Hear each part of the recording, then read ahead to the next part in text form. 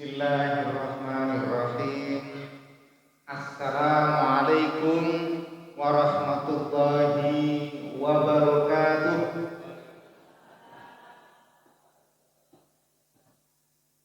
Alhamdulillahi rabbil alamin. Wa bihi nasta'inu ala umurid dunya waddin. Assalatu wassalamu ala asyrafil anbiya wal mursalin wa ala alihi wa ashabihi ajma'in. Amma ba'd. Yang kita hormati bersama-sama para asatid, para sesepuh yang kita hormati, pimpinan cabang Muhammadiyah Kecamatan Sulang, pimpinan ranting untuk Desa Seren dan sekitarnya yang kita hormati, semua yang hadir dalam pertemuan ini mudah-mudahan dilimpahkan karunia yang besar untuk kita semuanya, sehingga kita pada kesempatan kali ini insya Allah berkumpul dalam rangka mengikuti kegiatan rutin kita, yaitu pengajian Limolasan. Bapak Ibu seluruhnya yang saya hormati dan saya banggakan, mari pada sore hari ini kita bersyukur bersama-sama, bersyukur dengan mengucap Alhamdulillahi Rabbil Alamin. Puji syukur ini kita haturkan kepada Allah Subhanahu wa Ta'ala, karena banyak di antara kita, mungkin saudara-saudara kita yang lainnya, ada yang tidak bisa hadir karena kesehatannya berkurang. Kita doakan, mudah-mudahan saudara kita ini diberikan kesembuhan sehingga bisa aktif kegiatan kembali. Semuanya kalau hadir dalam pertemuan yang indah dan barokah ini, insya Allah yang pertama semangat untuk mengkaji apa saja yang ada dalam pengajian Limolasan, menjadi tanggung jawab kita sebagai hamba Allah dalam kegiatan, khususnya kehidupan di dunia hingga di akhirat kelak. Sholawat serta salam mari kita sanjungkan kepada Nabi kita Muhammad sallallahu alaihi wasallam yang telah memberikan contoh teladan kepada kita, yang pada kesempatan kali ini kebetulan temanya adalah tetangga apakah menjadi surgamu atau menjadi neraka. Sehingga insya Allah Nabi kita Muhammad sallallahu alaihi wasallam menuntun kita supaya kita semuanya mengikuti apa yang dicontohkan beliau itu, bersama-sama menuju surga yang disiapkan oleh Allah untuk hamba-hambanya yang soleh, yang taat, beriman, bertakwa, dan senantiasa beramal soleh sampai akhir hayat. Bapak Ibu seluruhnya yang kami hormati dan kami banggakan, kesempatan yang indah ini saya ingin menyampaikan ada beberapa ayat dan hadis, karena sudah menjadi kebiasaan dalam mengkaji Al-Quran yang kebetulan saya ditugaskan. Insya Allah kajian kita sore hari ini istilahnya, penyebutannya kajian tematik Al-Quran juga hadis yang berkaitan tentang tetangga. Ngaten nggih. Kemudian yang ketiga itu permasalahan apa saja yang muncul, yang sering terjadi di tengah-tengah kehidupan kita dalam bermasyarakat di sekeliling yang saat ini kita berada. Jadi Bapak Ibu seluruhnya, yang pertama kaitannya tetangga itu ada dalam Al-Quran beberapa ayat. Nah ini nanti bisa materi ini menjadi kajian tindak lanjutnya ya. Ketika nanti di rumah dilihat ayat tentang tetangga ini, apakah kita sudah menjadi tetangga yang baik atau belum? Jika sudah, alhamdulillah. Sehingga perlu merawat dan menjaga kebaikan bertetangga ini sampai akhir hayat kita. Nih, baik yang pertama ada di dalam surat An-Nisa. Surat An-Nisa ayat 36. Ini memberikan penjelasan tentang tetangga itu ada tetangga dekat, ada tetangga jauh. Tetangga dekat itu ya pet gedek, ngaten nggih. Betul nggih?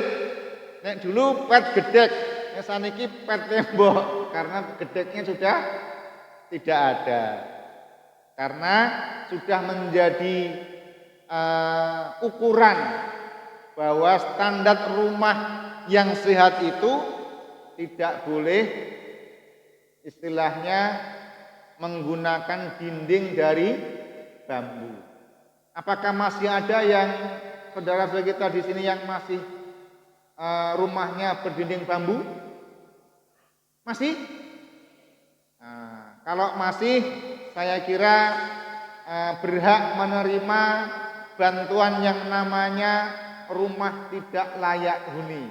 Nah, tentu akan tidak langsung semuanya mendapatkan karena sesuai anggaran yang ada di masing-masing desanya.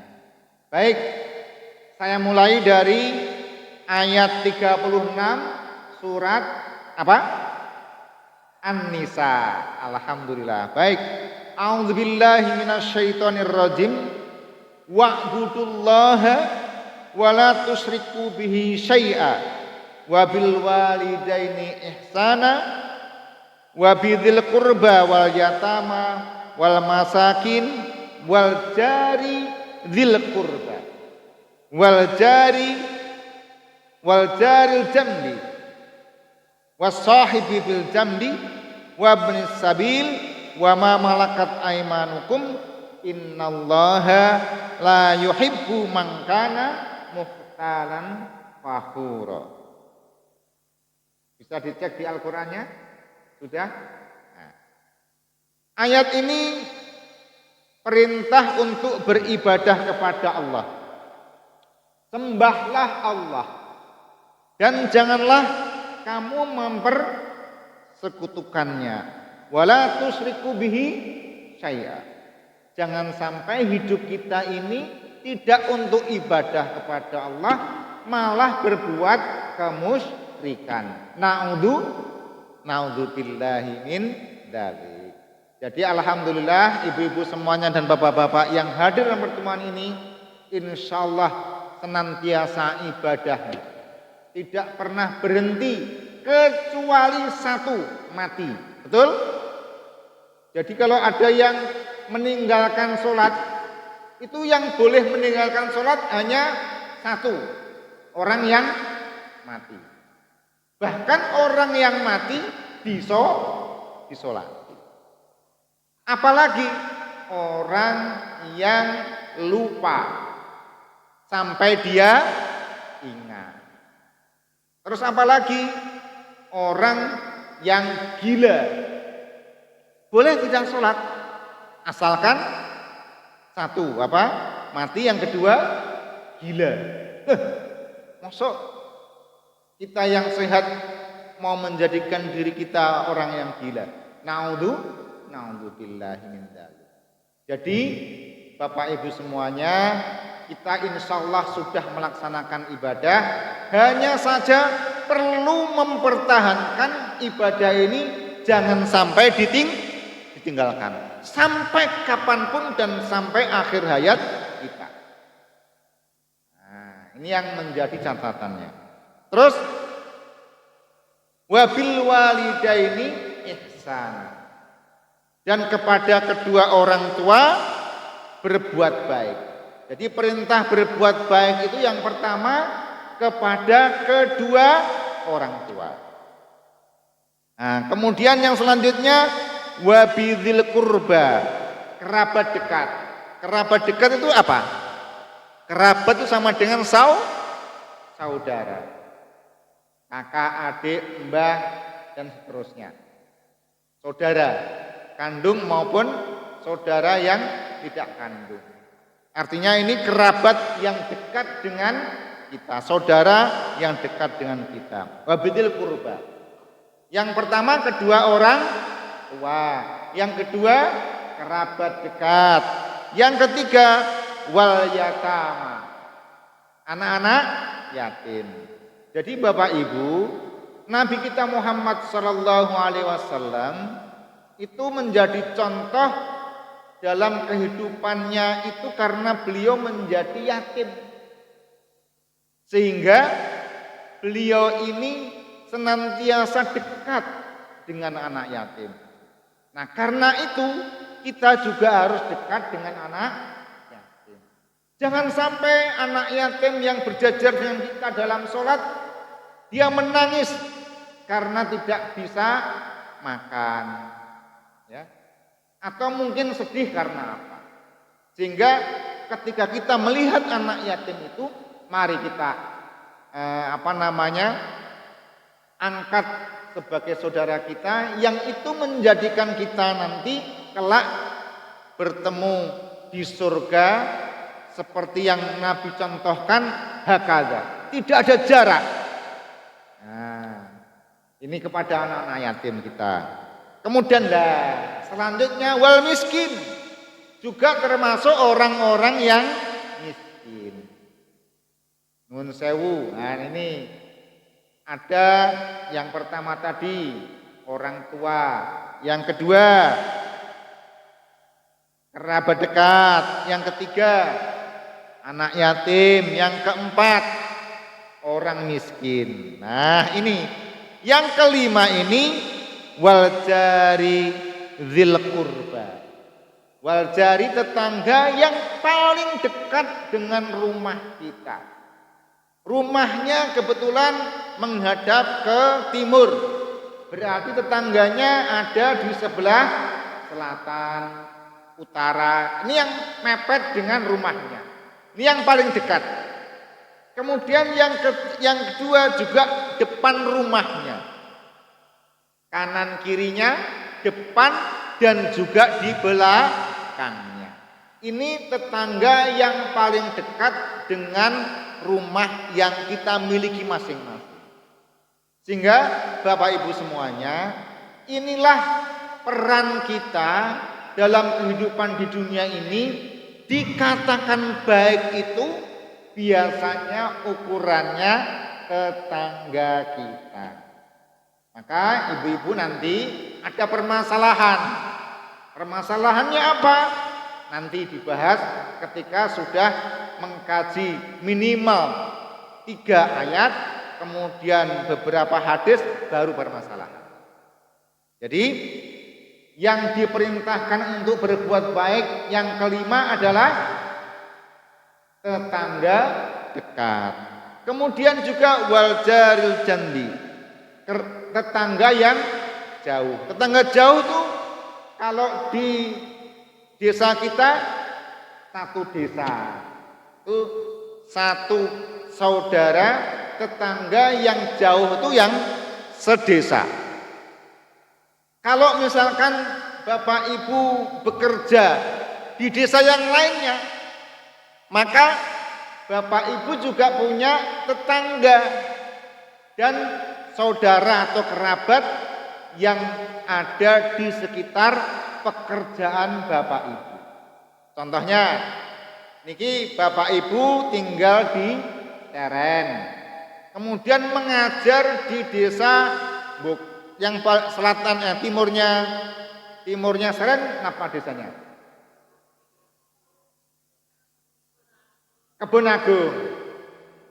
Maka ketika mengajar di Kebon Agung, panjenengan punya saudara, tetangga dekat juga tetangga jauh. Nah, inilah yang disebut sebagai kewajiban kita berbuat baik kepada sekeliling kita. Terus selanjutnya ini wasahibi bil jambi. Nah, dan teman sejawat. Nah, yang saya berikan keterangan tadi, teman seperjuangan, teman mengajar, itu menjadi kewajiban juga untuk dilakukan kegiatan atau aktivitas yang sifatnya perbuatannya harus yang baik. Ini teman sejawat. Selanjutnya Ibnu Sabil.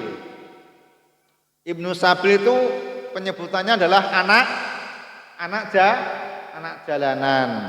Nah, kemudian yang terakhir dan hamba sahayamu. Wa ma malakat aimanukum. Kalau di sini sekarang hamba sahaya tidak ada. Mungkin yang mirip-mirip dengan hamba sahaya adalah pembantu atau karyawan kita. Mirip-mirip. Nah, itu yang menjadi catatan kewajiban kita untuk berbuat baik kepada mereka.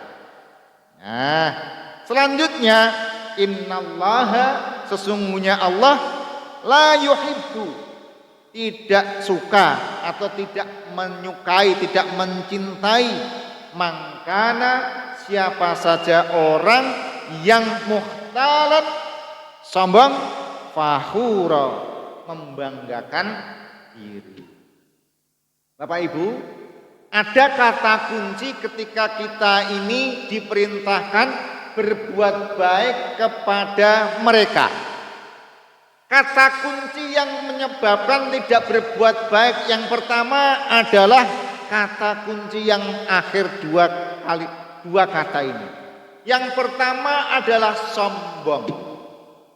Begitu sifat sombong muncul, maka tetangganya sudah berbisik, saiki kok beda ya. Nah, betul? Ini masalah baru. Masalahnya ini muncul karena sombong. Padahal kalau tidak sombong, perbuatan baik masih bisa diterima oleh tetangganya, saudaranya, siapapun kita. Yang kedua, bangga diri. Kok bisa sombong dan bangga diri ini menyebabkan runtuhnya kebaikan? Karena apa? Allah mengetahui, karena manusia itu diciptakan oleh Allah, baik mulai semua tubuh kita, mulai mata dan seterusnya ini dalam aturan yang Allah kuasai. Nah, sehingga Bapak Ibu semuanya, kalau kita sudah mengetahui ini, kalau sudah ada kata diri kita menilai, oh aku kayaknya kok sombong dalam mengucapkan kata kepada saudara saya. Nah, sehingga inilah yang menyebabkan tetangganya kemudian tidak mau berkata-kata karena kesombongannya. Moh, wong aku orang miskin ini duwe mobil pirang-pirang. Akhirnya kesombongan itu menyebabkan jarak. Maka supaya tidak ada jarak, nanti masalah-masalahnya kita sampaikan. Ini satu ayat saja. Nah, ayat yang kedua tentang kaitannya dengan surat Al-Anfal ayat 48. Ini banyak ayatnya, tapi saya mengambil yang 2 ayat saja. Ya, 2 ayat saja. Nah, ayat 48 surat Al-Anfal ya. Wa id zayyana lahumus syaiton a'malahum wa qala la ghaliba lakumul yaum minan nasi wa inni jarul lakum falamma taro atil fi'atani nahaso ala akibai wa qala inni bari'um minkum inni ara ma la tarawna inni akhafullah wallahu syadidul iqab. Artinya, dan ketika setan, nah ini mulai ini setan menjadikan mereka memandang baik pekerjaan mereka dan mengatakan tidak ada seorang manusia pun yang dapat menang terhadapmu pada hari ini. Dan sesungguhnya saya ini adalah pelindungmu. Jadi kata kunci dari arti tetangga itu adalah melindungi. Jadi kalau kita bertetangga, kalau kita punya tetangga, kita punya perlindungan. Sakit dipahami nggih? Melindungi apa? Ngayomi. Nggih. Nek ana apa-apa itu misalkan kita kena, maka pelindungnya tetangga kita. Nah, ini kata kuncinya harus berbuat baik kepada tetangga. Jangan sampai alah rasudi tetanggaku winginane misalkan nggih panen pelem mosok aku dikai pelem sing bosok. Akhirnya ya ngenyek mentang-mentang punya pelem lah kan ngoten. Nah, maka Bapak Ibu semuanya, ketika kita memiliki sesuatu apapun kelebihan, maka kita harus mengetahui bahwa tetangga kita ini sesungguhnya yang melindungi kita. Maka jangan sampai kepada tetangga itu ketika kita punya kelebihan tidak sampai kepada tetangga kita.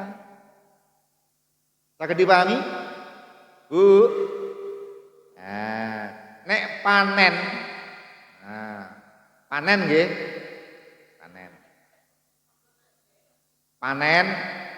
Panen yang biasanya ada niku niki napa ketok ana wit pelem nggih.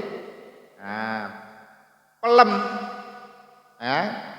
Iku imbah-imbah nyuwun sewu nggih niki yang di desa lain, yang mriki mboten insyaallah.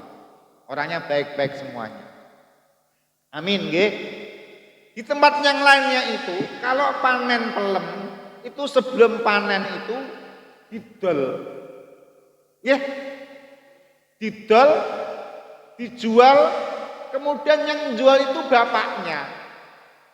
Nggih, lur. Terus nggih, bapaknya ketemu wong sing gawene tuku ijon niku. Pelemu tak tuku ya. Yo, tapi rasa kondo mbok wedok ya. Engko marai macam-macam niku. Udah mulai masalah ini. Karena apa? Goro-goro dirayu, ditebas temannya, istrinya tidak dapat apa-apa karena masuk dompet terus jajan. Nah, terus akhirnya besoknya lagi mau bilang takut kalau dimarahi, wis ora usah sesuk wae jajan meneh ya habis, betul. Akhirnya mbok wedok ora kumanan. Walah iku iso perang Brontoyuda sak omah. Nah, naudzubillah. Tapi insyaallah tidak ada di sini.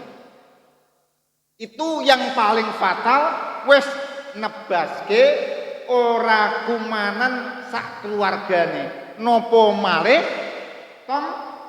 tonggone. Ini tidak boleh terjadi. Itu penyebab yang namanya konflik pertama yang menyebabkan nanti ditindaklanjuti dengan keburukan-keburukan. Karena apa? Karena itu Nabi Muhammad Sallallahu Alaihi Wasallam melarang yang namanya pembelian modelnya yang disebut tebasan atau ijon. Kenapa? Karena nun sewu pernah setelah ditebas tidak diambil-ambil, terus gede. Lah yang punya, loh, wes tebas wis dituku, mau saya ambil, bukan hak saya. Ini orang tak ambil, kok mingin-mingin yang betino. Nah, itu kan menyebabkan ada konflik tambahan. Harusnya ketika sudah ditebas, ya tidak boleh lama waktunya. Alasannya nopo? Alasannya kegiatan kuakeh. Dan untungnya tambah akeh, itu malah ngakali sing ditebas. Maka apabila itu terjadi kepada siapapun yang nebas, mestinya disampaikan paling lambat. Nah, itu. Kemudian ketika tebasan itu dilakukan, diikhlaskan. Tetapi dengan pertimbangan bahwa keuntungannya harus bersama-sama. Kata kuncinya itu adalah antarodin, yaitu apa? Saling rela. Sing nebas ya untung, sing ditebas ya kudu untung. Nah, itu menyebabkan akhirnya jual beli itu menjadi berkeuntungan, keuntungannya untuk bersama. Nah, sehingga tetangga itu menjadi pelindung. Sangat dipahami Ibu semuanya? Yang melindungi kita, anak-anak kita, barang-barang kita. Nah, selanjutnya tentang hadis. Bu, Ibu, alhamdulillah. Baik, ini tentang hadisnya. Ada hadis yang ini kita semuanya kayaknya sudah hafal gitu. Bunyinya begini. Man kana, semuanya ikut. Yu'minu billahi wal yaumil akhir fal yukrim darahu. Nah, artinya barang siapa yang beriman kepada Allah dan hari akhir, maka ya yukrim, muliakan. Siapa yang disuruh dimuliakan? Tetanggamu. Jadi Bapak Ibu, ketika panjenengan pengen disebut beriman kepada Allah dan hari akhir, maka bukti otentiknya nyatane dalam kehidupan sehari-hari kita mesti harus memuliakan tetangga. Kalau di dalam kehidupan rumah masyarakat kita, menghormati tetangga. Menghormati kalau dalam bahasa Arab itu menyebutannya penghormatan itu memuliakan. Memuliakan tetangga. Ini. Nah, kenapa kok ada hubungan antara iman kepada Allah dan hari akhir itu dengan berbuat baik atau memuliakan tetangga? Karena kalau kita tidak beriman kepada hari akhir, itu akhirnya Allah, habis aku berbuat jelek wes ning donya tok. Nanti di akhirat tidak ada azab, tidak ada pembalasan. Sehingga cenderung Allah ora apa-apa berbuat jelek kepada tetangga. Na'udzubillah. Sehingga iman kepada Allah dan hari kemudian itu dihubungkan dengan apa?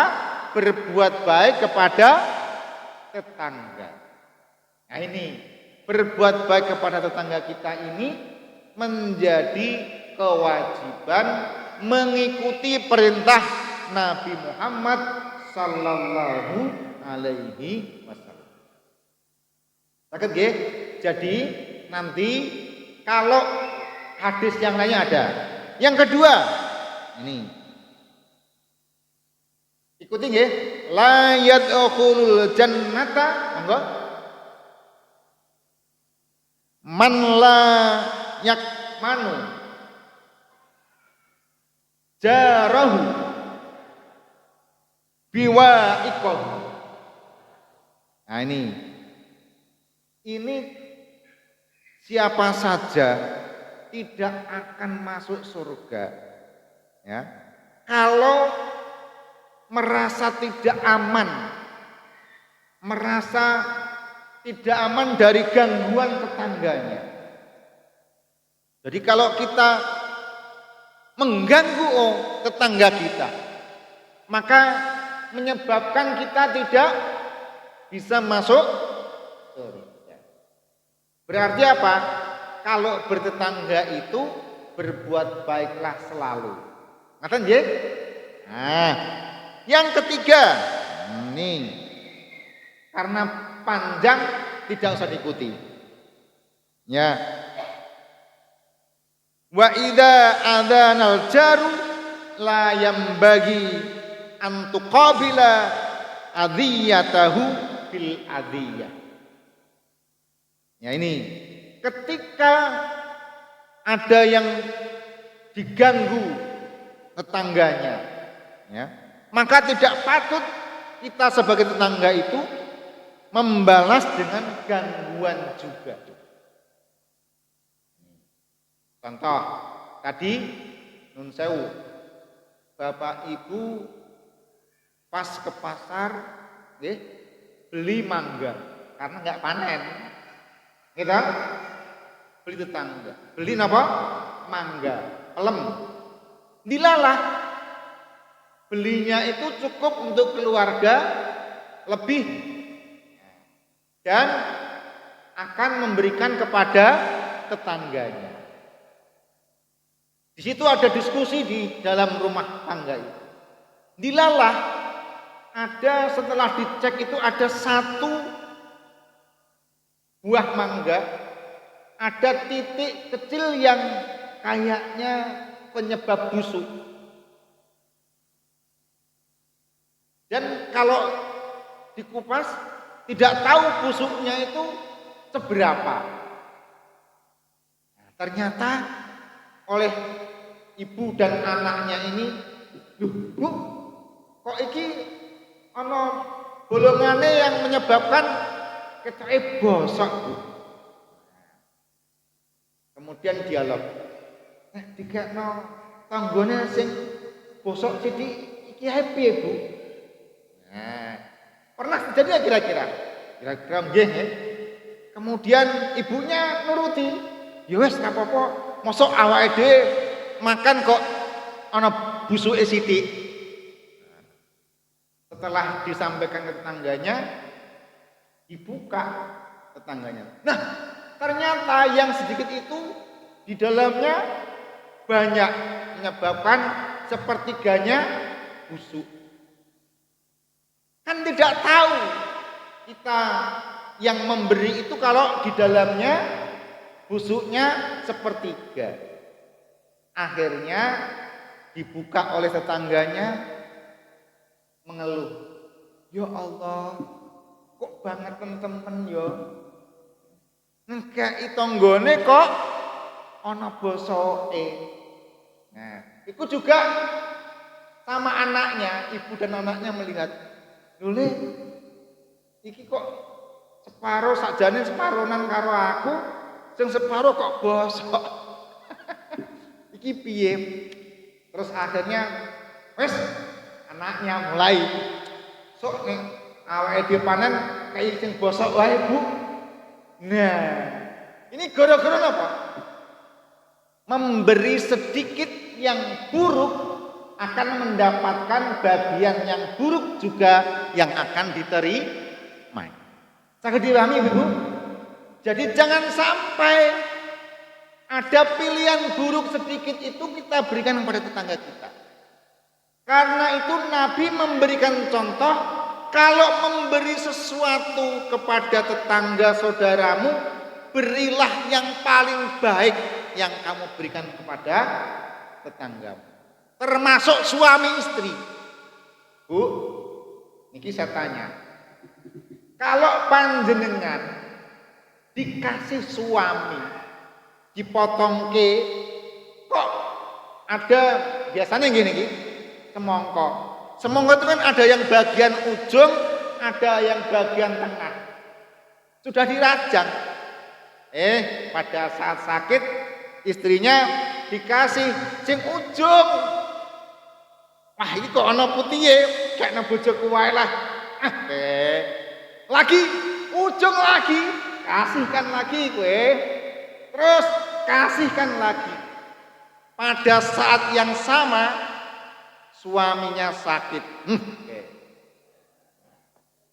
Saat pembalasan tiba, podo-podo ngerajangke semongko. Wingi aku dikei sing bagian ujung ana putih-putih atos. Tak kai tambah atos kowe, ben kapok. Padahal bojone niku. Betul mboten? Bisa jadi karena hati molak-malik. Maka saya pribadi termasuk mengajak ibu bapak semuanya. Coba mulai sekarang. Yang lalu biar berlalu, oke? Yang dulu pernah dilakukan suaminya, jangan balas dendam. Tapi mulai hari ini sisa umur kita pakai untuk memberi yang paling baik kepada siapapun. Selain diri kita beri yang terbaik. Saya telah membuktikan. Setiap kali saya ngupas jeruk, kadang-kadang sing nggih, napa kayak disedot niku, nggih. Ada pokoknya tidak mentur, tidak mentur, ora mentur. Terus dikasihkan, nyoh, didelok kok ketoke kok iki kok akeh sing ora mentur. Kan wis balik.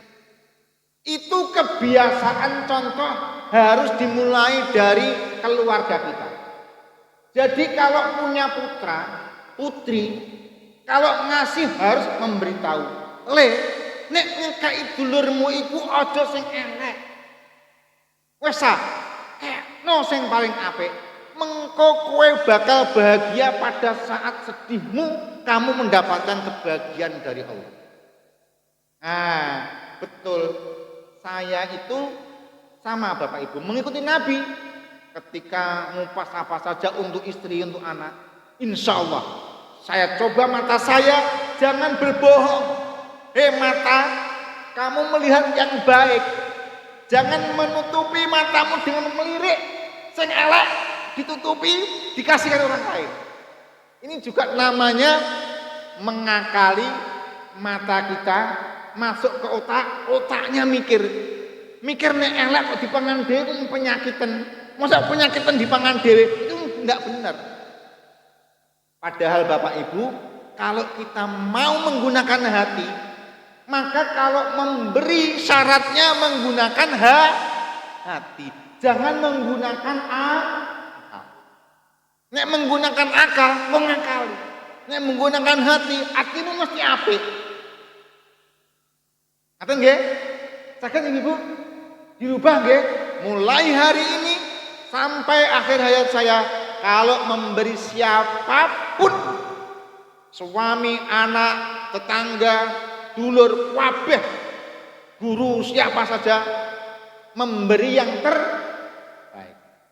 Karena itulah contoh dari Nabi Muhammad sallallahu alaihi wasallam. Hikmahnya apa? Satu, ketika kamu memberi yang terbaik kepada orang lain pasti mengatakan dirimu lah yang terbaik. Betul? Wong iki lho apik, aku ngerti dhewe kok. Dene ngerajang semongko. Lho sing dikekne iku sing apik-apik kok. Aku ngerti, aku bojone kok. Aku dikek sing apik-apik. Mula aku nek masak mesti tak masakno sing apik. Pak, Bapak-bapak, halo. Selama ini kalau ngasih ngakalin apa menggunakan hati, Pak? Ngakali. Lu ya. Mateng gue kecekel kayak. Masya Allah. Ini tidak boleh terjadi lagi. Karena apa? Allah akan membalas sedikit apapun yang kita beri pada orang lain, kembalinya kepada diri sendiri. Oke? Kalau semua orang Islam mau memberi yang terbaik kepada siapapun, selesai masalah kehidupan. Karena tidak ada yang negatif. Kaget? Ini kunci untuk bertetangga yang baik dengan masalah karena pemberian. Ini memberi harus yang terbaik. Yang kedua, ini kalau misalkan wong jenenge menungso nggih, aku wis niatku apik kok, mbok gara-gara aku ora ngerti, aku diarani ora nyopo, padahal aku gak ngerti. Betul enggak? Ya. Sehingga apa? Diarani sombong. Tidak niat untuk sombong, tapi diarani sombong. Bagaimana solusinya? Bapak Ibu, contoh sepeda motor. Sing nggone pasar Rembang. Loh, nyepeda motor ora ngerti. Wis ngerti tanggane ngerti dekne. Hai, kok orang nyopo blas. Loh, iku tanggoku sombong kuwi. Langsung. Betul? Nah, ketika ada seperti itu biasanya ada kosok baline. Tahu-tahu sampai di rumah ora disopo. Nah, ini perlu introspeksi. Loh, aku ora tahu apa-apa kok ujuk-ujuk ora di aro-aro. Aku mlaku ning ngarepe omah kok langsung dene mlebu omah. Iki ana apa iki? Nah, ini biasanya karena diri kita melakukan perbuatan jelek tapi tidak diniati. Karena apa? Ada ayat Al-Quran yang paling kita hafal. Contohnya apa? Wal asri. Coba semuanya. Wal asri semuanya. Innal insana lafi khusr. Illal ladzina amanu wa amilus solihat wa tawasaw bil haqq wa tawasaw bis sabr. Ini kunci bagaimana kalau kita punya masalah yang kita tidak rugi. Contoh tadi, innal insana lafi khusr. Manusia kabeh sak donya rugi. Loh, kok rugi? Iya, illal ladzina amanu. Wong sing iman. Iman itu bahasanya untuk beriman kepada Allah, iman malaikat, iman kepada kitab, rasul dan seterusnya nggih. Itu iman. Tetapi kata kunci iman itu artinya dipercaya. Iman itu percaya.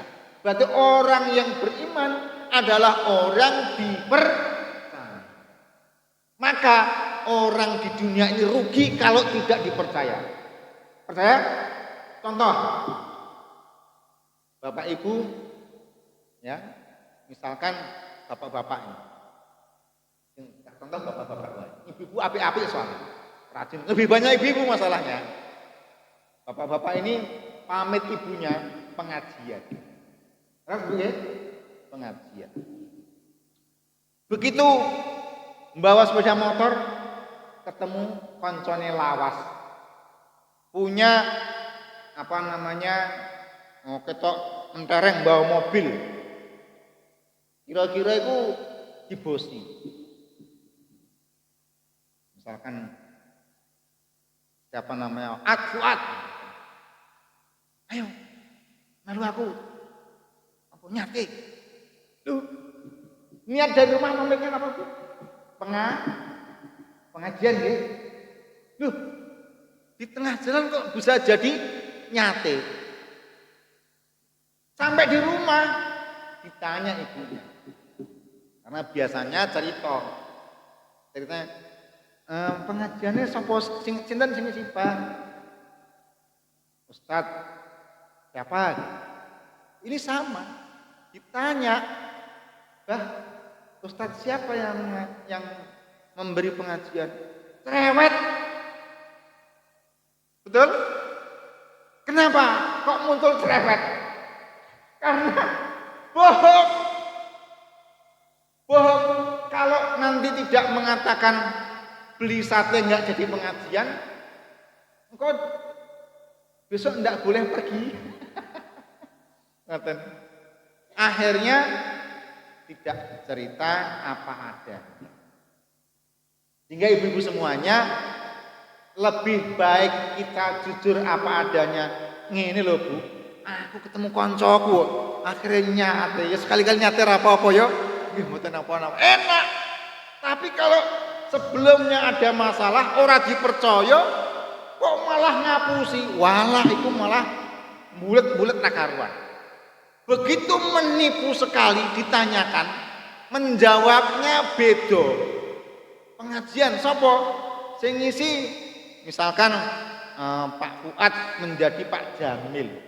Loh, masa Pak Jamil dina iki? Nah, akhirnya kecekel. Ora, Pak Fuad petenge loro. Lho malah ndongakno metenge Pak Fuad loro. Masa wingine bojone ketemu aku ora loro. Malah menggok-menggok. Apa semakin banyak dosa karena menipu sekali, ketika diturut penipuannya maka dia akan menipu lagi.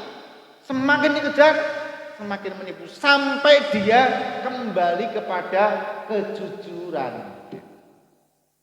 Sakit dipahami Bu? Jadi jangan coba-coba kalau menipu itu dengan menutupi tipuannya. Lebih baik jujur ngaku, segera insaf. Soalnya pada saat panjenengan menipu kemudian mati, tipuan itu menyebabkan husnul khotimah atau su'ul khotimah? Su'ul khotimah. Maka jangan membebani pikiran dengan tipuan kita. Itu penyebab utama yang disebut bertetangga yang tidak baik. Karena apa? Berbuat tidak baik dengan cara menipu. Ini ya.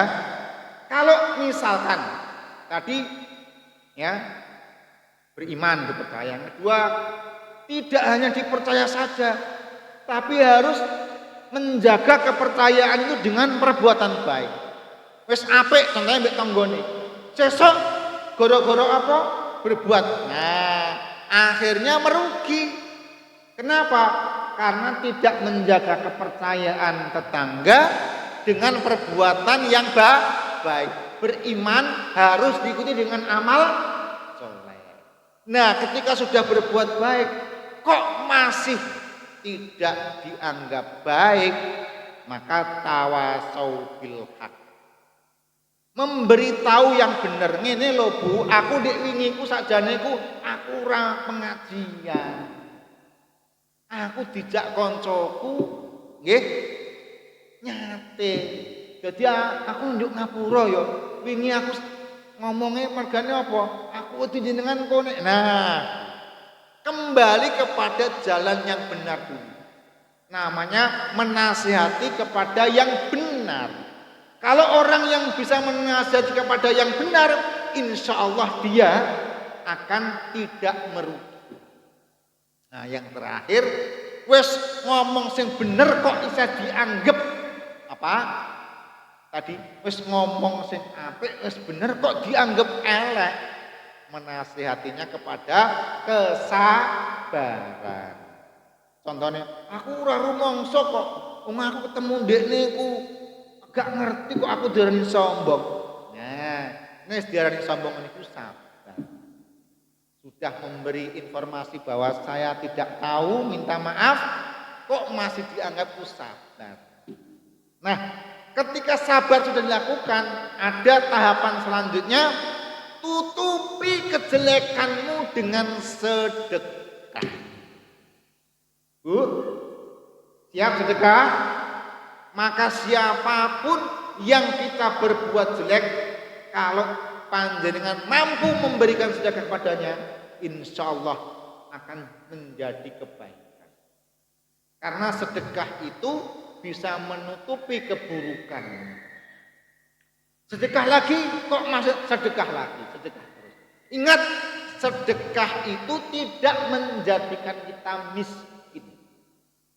Justru orang yang tidak pernah sedekah itu tidak disebut orang yang kaya. Sewu, panjenengan omahe magrong-magrong, duwe TV, duwe sepeda motor, duwe mobil, esah tak dhuwur napa, duwe helikopter. Oh kan iku sak Rembang ora ana duwe helikopter. Duwe helikopter jenengan. Nggih. Tapi ora tau menehi tangga. Ya. Belas ora tau. Kira-kira sugih menjadi pelit napa tetep sugih? Pelit. Nah, tanggane tidak akan menyebut kaya. Kaya ana tapi sugih, tapi ngono, pelit. Gara-gara apa? Tidak pernah memberi kepada tetangga. Maka Nabi memberikan contoh. Nek ibu-ibu masak, ya, kok baunya ini masak sate, tipit. Kok mambu ning tanggane? Nek misalkan tidak bisa memberi karena jumlah tetangganya banyak, ya aja mangan atau madang atau dahar ning ngarepe tanggane. Anake malah ngene, sate ana payu nang tangga. Loh, ya malah anakmu, ngono nggih. Ini anak muda ini. Itu diantaranya. Maka kepada anak yang masuk dalam keluarga kita, jangan sampai mendidik cara makan anak dengan cara dulang tapi melu melaku tanggane. Nah, ayo makan sore. Nah, anaknya kecil melayu dituntut dengan tanggane. Di tetangganya sudah aku masak. Oke. Orang kei anake tanggane ora didulang. Kowe iku sapa? Iki mboten, Bu. Itu makanya kalau wong tuwa riyen nek duwe mangan mung sithik, aja ngasih ngerti tanggamu. Ngonek kepengin marai molo. Ngoten nggih? Nah, itu. Maka sekali lagi ibu-ibu semuanya, ini masalah tetangga yang paling sering dilakukan. Yang selanjutnya gini, biasanya ini Nabi memberikan contoh. Biasanya ibu-ibu ini kalau misalkan nggih lagi ngarit, "Yu, aku njaluk lombamu ya." Njupuk dhewe. Loh, bojone lagi habis mandi. Isih nganggo napa? Anduk. Lah mlebu. Langsung mlebu wong dikon mlebu. Nggih. Ora salam, kunyuk. Loh, bojone nganggo pakaian andukan baru habis mandi. Akhirnya kan ada muncul yang tidak baik dan tidak benar. Itu contoh konkret ketika kita bertetangga itu tidak boleh masuk rumah orang kecuali diizinkan. Selain diizinkan juga yang di dalam itu disebutkan salam supaya tahu sedang apa. Ada yang lebih parah lagi. Nah ini malam-malam lagi bercengkerama dengan istrinya, tanggane teko, mlebu langsung duduk. Wah, kan piye ngono kuwi? Itulah penyebab semua masalah bertetangga itu gara-gara sepele. Aku biasa masuk main ini. Nah itu. Maka Nabi kita Muhammad Sallallahu Alaihi Wasallam itu teladan yang istimewa. Meskipun kamu tetangganya, kalau masuk rumahnya harus mengucap salam. Biar tahu yang di dalam itu siap-siap lagi sedang apa menerima tamu itu. Ngaten nggih? Sepakat nggih? Aja langsung yuk njaluk lombok, nyabu dhewe. Jangan sampai ada kata-kata itu lagi. Sik nggih, tak jupuke. Karena apa? Ngerti suaminya lagi mandi. Sebaliknya juga, yang misalkan suaminya lagi ngangkul, nggih, tanggane mlebu ning omah. Kang, aku njaluk milih drai yo. Wis jupuk dhewe drai ning gone. Lah, bojone lagi habis mandi tadi. Ya, enggak karuan. Akhirnya menyebabkan hal-hal yang buruk bisa terjadi di rumah tetangga yang kita cintai. Mengapa ini saya sampaikan? Karena saya pernah menjadi kepala desa. Gara-gara WA karo tonggone seneng. Kemudian wah macam-macam dan sebagainya, terjadilah pemukulan bahkan montrot di kepalanya. Akhirnya selesai kalau pemimpinnya arif dan bijaksana. Kalau tidak, bisa habis rumahnya. Aku pokoknya ora iso. Aku kok dibocor ke sirahku. Sirah kepala itu adalah mahkota. Wah, kok dindi. Ngaten Ibu nggih? Ini materi-materi yang ada di masyarakat kita. Sehingga yang selanjutnya sebaiknya kalau ada tetangga kita yang kita itu sudah berbuat baik kok melengos, maka temui salam. Gampang caranya Bu. Caranya mulai ngomong dengan tetangga ketika ketemu di jalan kok dia meneng, salaman menggunakan assalamualaikum. Mesti dia menjawab, matanya koyok mangkel, mulutnya arep merot, disenyumkan. Terpaksa Waalaikumsalam, dipaksa. Ketika Waalaikumsalam tambahin satu lagi, sehat you. Berarti kita mendoakan sehat. Jawabannya alhamdulillah. Berarti dia sudah membuat wajahnya yang mengkerut jadi berbinar-binar. Ini masalah yang sering terjadi di masyarakat yang kita harus arif dan bijaksana. Bukan menyalahkan.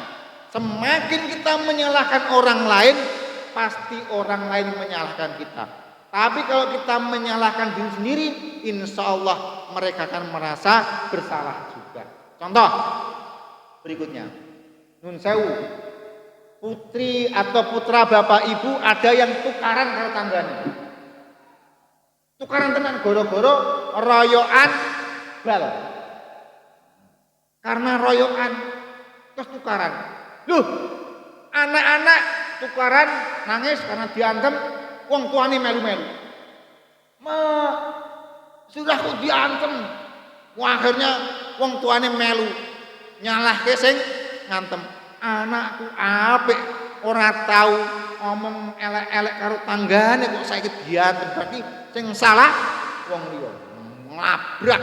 Akhirnya wong kono ya ora trimo. Wah, tukaran bapak ibu, anak juga tukaran. Naudzu. Bu, ada pesan nenek moyang kita. Nek anakmu ikut tukaran, maka salahkan anakmu. Jangan salahkan orang lain. Meskipun gini, misalkan gini, Bu, aku ora salah. Billahi wallahi aku ora salah. Wis pokoke salah. Kenapa?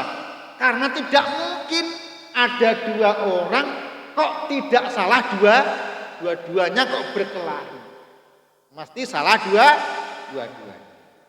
Karena itulah sedikit kesalahan apapun lebih baik kita salahkan anak kita, keluarga kita, sehingga kita bisa memaafkan orang lain. Karena orang lain yang kita maafkan, sebaliknya dia akan memberikan yang terbaik untuk kita. Kata kuncinya, berbuat baiklah sampai kapanpun di mana kita. Insya Allah kebaikan itu kembali kepada diri kita sendiri. Yang paling akhir doanya. Nah, monggo. Saya bacakan supaya kita semuanya memiliki tetangga yang baik dunia akhirat.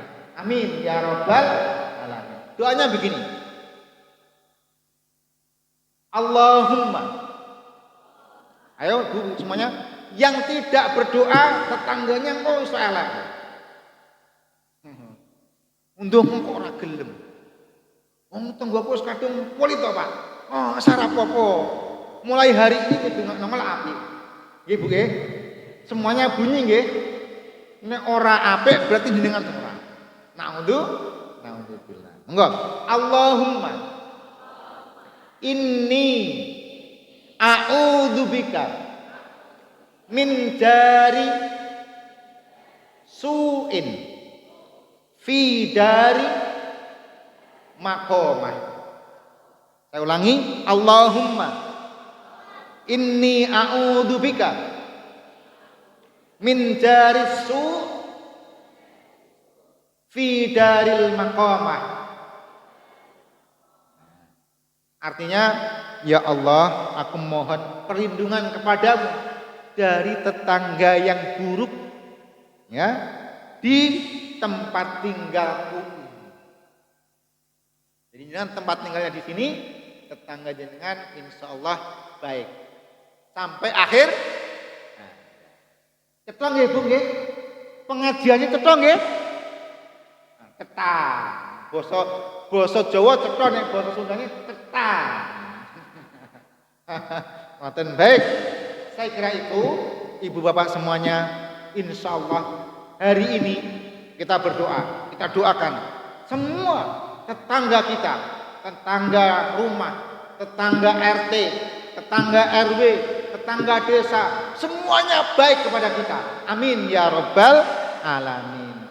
Dan akhirnya yang terakhir, yang paling akhir, kalau Bapak Ibu pengen perlindungan di desanya baik, penghuni di desa itu baik, apa saja yang di desa itu baik, maka doa ini kamu baca. Karena saya membuktikan Bapak Ibu, membuktikan doa Nabi ini begini. Nun sewu yang sudah haji, insya Allah lewat KBIH Muhammadiyah itu pasti diajari seperti ini. Ketika turun dari pesawat sampai di tanah suci, kemudian biasanya ada dua, nek di papak tangga bergaretan, tangganya, maka tangga itu sudah di tanah suci sana. Begitu keluar dari pintu pesawat menuju tangganya, maka dia akan memasukkan kaki kanannya dulu ke tangga. Kalau misalkan turun tidak pakai tangga, turun dari tangga itu, kemudian turun sampai ke tanah suci yang sana juga sama, kaki kanan dulu diturunkan dan diikuti doa begini, ikuti semuanya. Allahumma inna nas'aluka khaira hadhil qaryah wa khaira ahliha wa khaira ma fiha wa na'udzubika min syarriha wa syarri ahliha wa syarri ma fiha. Ya Allah, aku mohon kebaikan negeri atau desa, kebaikan penghuninya, kebaikan apa saja yang ada di dalam desa, dan aku mohon perlindungan dari kejahatan desa, kejahatan penghuninya, dan kejahatan apa saja yang di dalamnya. Boleh saya cerita pada tahun 2026 ya. Kebetulan saya berangkat haji. Ketika berangkat masuk di tanah suci saya baca doa itu berarti mendoakan tanah suci. Kemudian pulang sampai di Indonesia di Solo saya mendoa itu. Sampai kabupaten, bis masuk kabupaten saya doa itu. Sampai di kecamatan saya doa itu. Sampai di desa Pundul Harjo saya doa itu. Tidak lama kemudian tahun 2008 saya jadi kepala desa, ditemukan perahu kuno. Perahu kuno itu usianya lebih tua dari Candi Borobudur. Menghebohkan dunia. Artinya apa? Memang sejarah itu mencatat bahwa Nabi Ibrahim ketika meninggalkan Hajar ya, di tanah Arab itu sendirian dengan doa. Doanya doa ini, ya Allah aku mohon perlindungan desa negeri ini penghuninya dan apa saja. Ternyata Nabi Ismail lahir itu dilindungi ya, oleh Allah ya. Kemudian apa saja yang di dalamnya itu ternyata batu yang diinjak atau dipanjat ya, disepak atau ditendang Ismail keluar memancar air Zam-Zam. Nah kalau sekelas kita masuk keluar Zam-Zam kan tidak. Tapi Allah memunculkan kebaikan berupa sehingga semua melihat kebaikan kita. Itu dan kita dapat perlindungan. Maka kalau pengen jadi kepala desa, doa ini ketika masuk masjid, masuk desa baca doa ini. Insya Allah jadi kepala desa. Dan tidak usah bayar banyak-banyak. Itu diantaranya pengalaman. Alhamdulillah, mudah-mudahan ini semuanya Allah memberikan pencerahan pikiran kita, hati kita dapat hidayahnya. Semoga sisa umur kita senantiasa berbuat baik terus kepada tetangga kita, orang tua kita, ya. Orang tua, jadi ya, orang tua siapa? Anak yatim, fakir miskin, tetangga dekat, tetangga jauh, ibnu sabil dan seterusnya. Akhirnya kepada Allah kita memohon perlindungan sehingga mudah-mudahan ibu-ibu dan bapak yang hadir pertemuan ini senantiasa dibukakan pintu-pintu untuk mendapatkan rezeki yang barokah. Dimudahkan mencari rezeki yang baik. Amin ya rabbal. Dimudahkan juga untuk berbuat baik dan memberi yang terbaik kepada tetangga kita. Amin ya rabbal. Dan juga keluarga kita semoga sakinah mawaddah warahmah fid dunya wal akhirah. Manakala Allah memanggil kita, panggilan itu kita doakan senantiasa panggilan husnul khatimah. Amin ya rabbal alamin. Demikian, apabila ada yang kurang berkenan apalagi menyinggung ya, itu insya Allah bukan singgungan untuk menyakiti hati, tapi singgungan ini untuk mengingatkan bahwa kita akan mati segera. Sebelum nanti dihisab, tidak akan dimaafkan tetangga kita dan tidak akan masuk surga kalau tidak dimaafkan tetangga kita. Maka kita harus berbuat baik sampai akhir hayat kita. Demikian, billahi taufik wal hidayah, nasrun minallah wa fadlun qarib. Wabasyiril mu'minin. Assalamualaikum warahmatullahi wabarakatuh.